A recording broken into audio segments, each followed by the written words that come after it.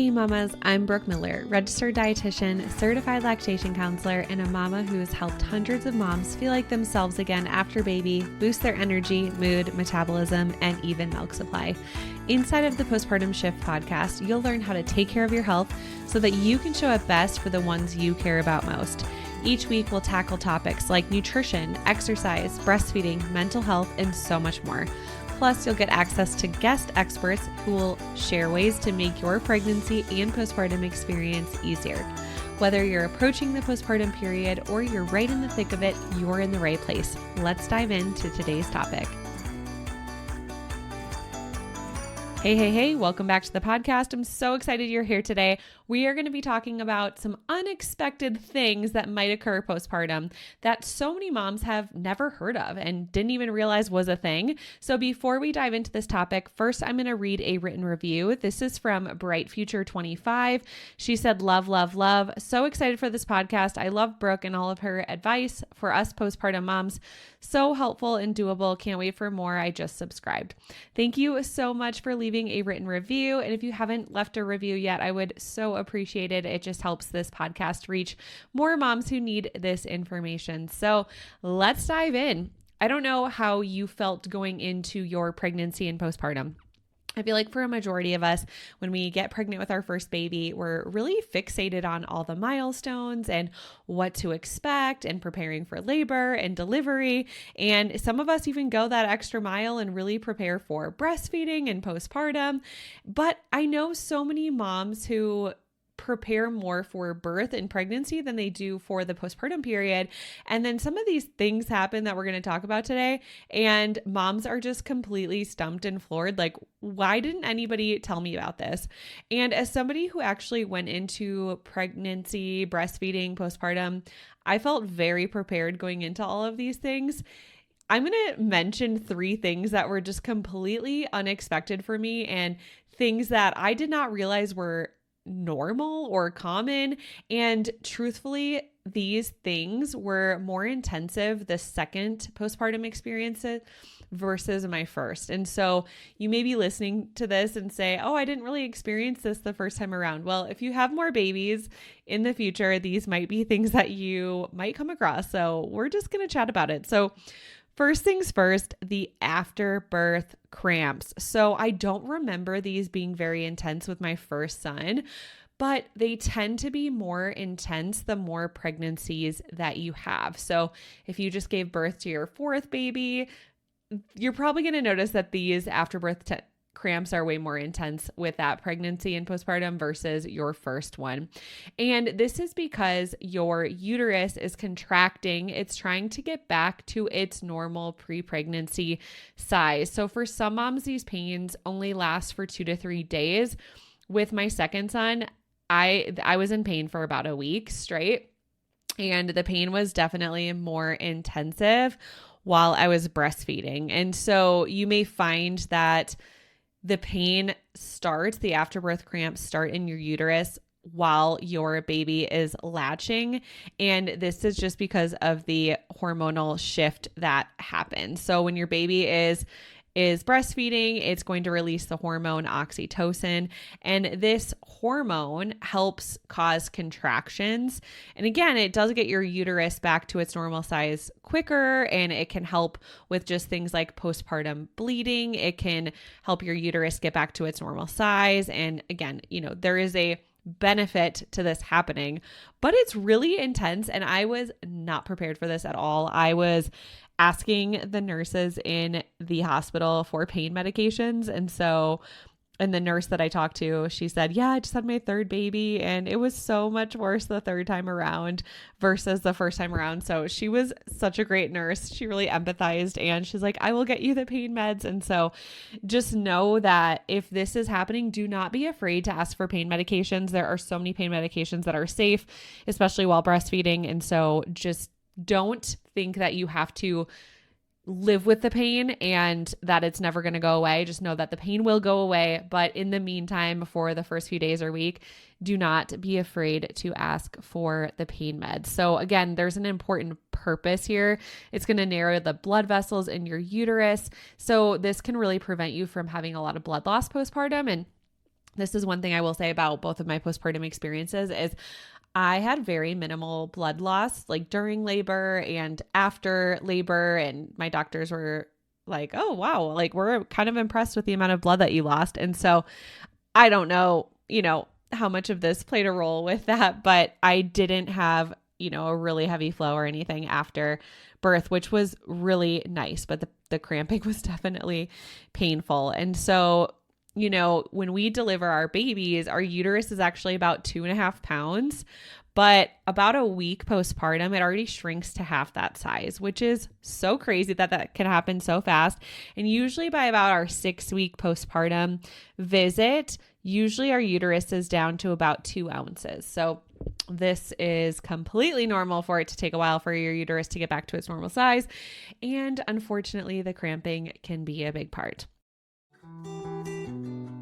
If you've been wanting to reach your healthiest weight and feel like yourself again postpartum without having to sacrifice your favorite foods or your milk supply, I've got a free workshop just for you. Inside of this free workshop, you'll discover how to boost energy, mood, metabolism, and even protect your milk supply.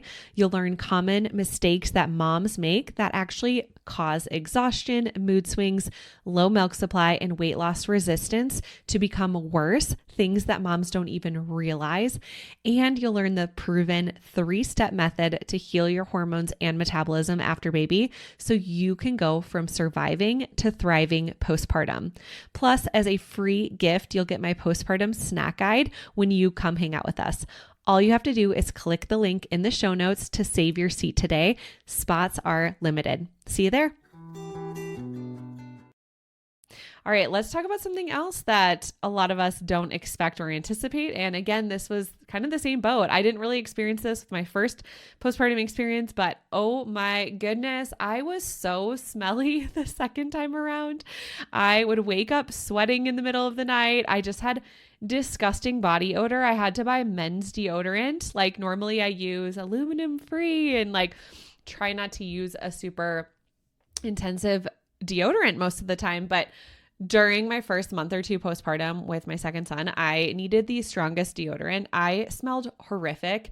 I was showering 1 to 2 times a day, like not a full body shower, who really has time for that as a new mom, but I would have to literally hop in the shower and like rinse with cold water for like a minute several times a day. And this happens for a few different reasons. So it is because of the hormone shift. So right when we deliver our baby, our estrogen and our progesterone levels immediately drop. So this hormone shift does cause postpartum sweats and body odor for a lot of moms. But something else that happens is the shedding of our amniotic fluid and blood and tissue. So there was all of that going on inside of our uterus during 9 months of pregnancy. And so our body is trying to get rid of those fluids that are no longer needed. And so some things that can really help during this time is to take regular showers. Like I said, even if it's just a 1 minute, cold body rinse, drinking a lot of fluids can help release some of this faster. And then of course, eating a healthy and well-balanced diet can help with these symptoms. So it can at least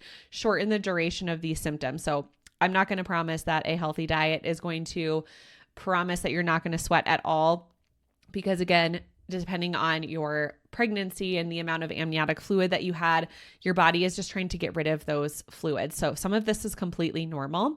And typically for moms who are breastfeeding, we actually tend to sweat more and longer than moms who do not breastfeed. And this is because of the hormone prolactin. So this is our milk producing hormone, and it suppresses estrogen levels even longer. So like I said, the dip in estrogen and progesterone is a big part of just the hormonal disruption. And then of course, prolactin for breastfeeding moms. There's also, I don't know how much scientific research there is on this, but there's definitely some studies showing that if you are breastfeeding your baby, your body actually releases a stronger odor from your armpits to help your baby get guided to the breast. I don't know how 100% black and white true this is. However, it does look like there maybe is some research to support this. And so that's kind of cool. It's your body is just putting out these signals to try to help your baby find your breast, especially while you're sleeping in the middle of the night when it's dark. So again, typically for some moms, some moms, this only lasts a few weeks or two. For me, I want to say it lasted about a month. It did improve over the course of the month, but I feel like I was using stronger deodorant for 1 or 2 months before I felt like I was completely back to normal. And then something else that can happen postpartum that a lot of moms are just not anticipating. And this was actually something that I anticipated, but I didn't realize how intense it would be. And this was intense hunger and thirst. So being a dietitian, especially being a postpartum dietitian and working with, at my first clinical job, I was working with pregnant and postpartum moms and helping them breastfeed, right? And so I was talking to these moms face to face for years, and they would tell me about this intense hunger and thirst. And so in that aspect, I was really prepared because I had been counseling moms on this. But until you really experience just how intensive this hunger and thirst can be postpartum, it was just something that I did not expect. And there's a biological reason for this. So your body just went through birth. And whenever our body goes through birth or trauma or surgery, anything like that, our energy needs are increased along with our protein and our vitamins and minerals. And this is to help the healing process. And so whether you had a C-section or vaginal delivery, your energy needs are increased. And so for most of us, that has intense hunger along with it because your body is trying to signal to you that you need to eat more. Now, breastfeeding also depletes your body of essential nutrients. So when you're breastfeeding, this is why your vitamin and mineral needs are actually higher than during pregnancy, which means you need to stay on a good quality prenatal vitamin the entire duration of your postpartum experience and your breastfeeding experience. And so not only this, but your calorie needs are also increased depending on the amount of milk that you produce in a day. So with my first son, I was an overproducer. I was pumping a lot more milk. And so I was really, really intensely hungry while I was breastfeeding him and pumping. So I could even feel like while I was pumping, right after I was pumping, I was immediately like, I need a snack. And it was because I was producing a lot more milk with him versus my second son. I never pumped and I produced what I needed for him, but I wasn't an oversupplier by any means the second time around. And oversuppliers are definitely more common in the pumping community. So if you're an exclusive pumper, you're more likely to deal with oversupply issues versus if you are somebody who never really has to pump. The likelihood that you're going to be an oversupplier is pretty slim. And so if you are an oversupplier, especially if you're producing a lot of breast milk, you will notice that you are even more hungry than somebody who is making less milk, or even somebody who's maybe a year postpartum and they're only breastfeeding 2 or 3 times a day.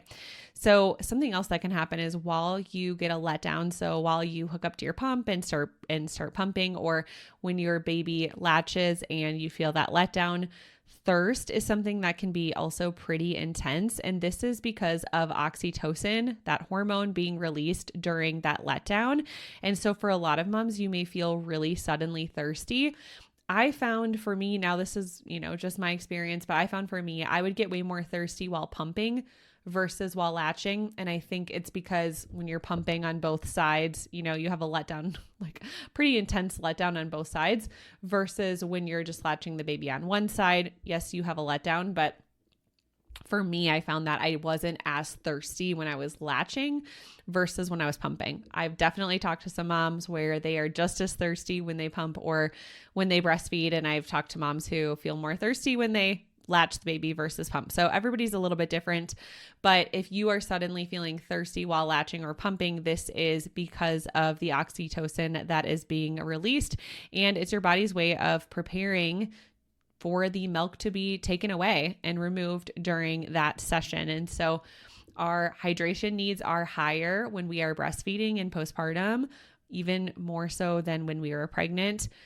So we want to definitely make sure that we are drinking when we are thirsty. You definitely don't have to force yourself to drink beyond thirst. If you are drinking when you're thirsty and you are drinking enough where your urine is not super dark, then that is a great sign. So those are 3 super unexpected things that can happen postpartum that most, baby classes are not preparing moms for. So the postpartum night sweats and body odor, the afterbirth intensive cramps, and the intense hunger and thirst. So I would love to hear if you struggled with any of these things postpartum and what your experience was like. You can let me know in the reviews, or you can send me a message on Instagram and we can chat more about the episode. So I hope you have a great rest of your day, and I'll see you next week.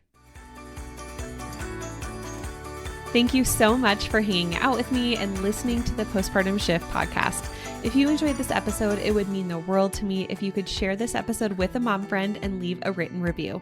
This helps the podcast reach and help even more moms. Come say hi over on Instagram at Nutrition for Mamas.